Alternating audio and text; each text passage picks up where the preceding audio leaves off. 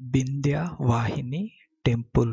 ఇది అత్యంత పురాతనమైన హిందూ దేవాలయము మరియు శక్తిపీఠంగా పరిగణించబడింది. ఈ ఆలయము నేపాల్లోని పోఖ్రా సిటీలో పశ్చిమాన ఉన్న సముద్ర మట్టానికి సుమారు 3000 అడుగుల ఎత్తులో ఉన్న ఒక చిన్న కొండపై ఈ ఆలయం ఉంది.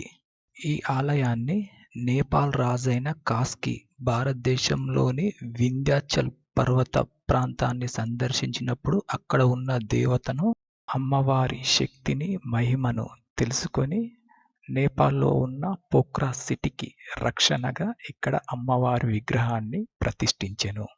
నా వెనుక ఉన్నదే ప్రధాన ఆలయము. ఆలయంలోకి వెళ్ళుటకు దారి ఇక్కడి నుంచే. అమ్మవారి విగ్రహాలు, శ్రీచక్ర సహిత విగ్రహము మరియు పక్కన కృష్ణుని మందిరము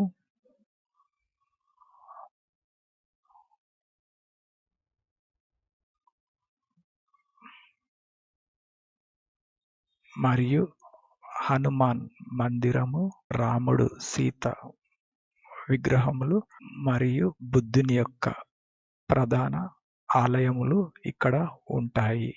వింధ్యవాహిని అమ్మవారిని ఇక్కడ స్థానికంగా ప్రజలు కాళిక మరియు దుర్గా శక్తి రూపాలుగా భావిస్తారు. ఇదే అమ్మవారి యొక్క ప్రధాన ఆలయం ఎదురుగా ఉన్న నంది విగ్రహము. ఇక్కడ పరమశివుని ఆలయం ఉంటుంది. ఇక్కడ భక్తులు కోరికలు మరియు పక్కన ఉన్న చెట్టుకు ముడుపులు కట్టే ప్రదేశాలు ఉంటాయి.